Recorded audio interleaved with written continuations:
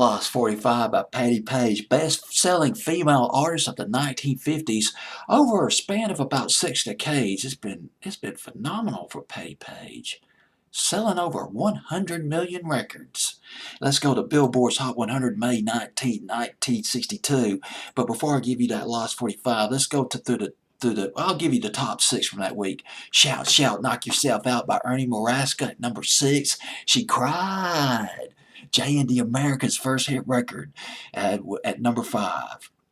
Up from number 6, Johnny Angel by Shelley Fabares at number 4. One of my favorite songs by Shelley Fabares. Johnny Loves Me. God, that was a beautiful record. Just hits the spot.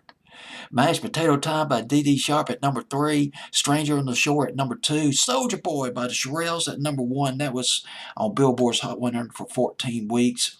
But let me go down to song number... God, look at all these Lost 45s. Look at this. Tell Me by Dick and Dee Dee. Lost 45, You Are Mine by Frankie Avalon. Twisted Matilda by Jimmy Soul. And, well, let's go down to number 27. Up from 35. Most People Get Married. Patti Page. Yes, so 1962. Most People Get Married. Patti Page. And her first record, guess it would be her first hit record for Patti Page, Confess. A song called Confess back in 1948 off the Mercury record label. This was when Patti Page was making a transition from a big band singer to a solo artist, best known for the Tennessee Waltz. And this record, Most People Get Married, written by a couple of guys, Leon Carr and Earl Schumann. I believe that's how you pronounce his last name, S-H-U-M-A-N. These two guys, they wrote Hey There Lonely Girl. Well, actually, it was Hey There Lonely Boy, covered by Ruby and the Romantics. Remember the original version? 1963. And then Eddie Hallman had the huge hit with it, Hey There Lonely Girl, in 1969. And these two guys that wrote Clinging Fine. Remember Clinging Fine by Bobby Fenton? 1964. That was a Lost 45. Leon Carr wrote the song Bell Bottom Blues, not to be confused with the Eric Clapton version, totally different version. That was covered by Teresa Brewer, 1953. That went top 20 for her.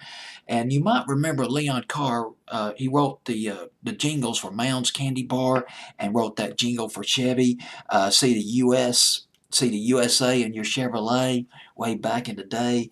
Patti had wrote this song with Earl Schumann for Patti Page.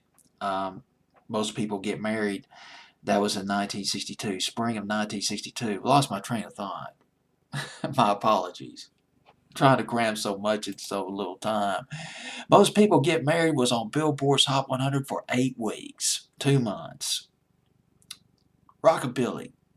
Upbeat rockabilly, Patti Page feeling that rock and roll.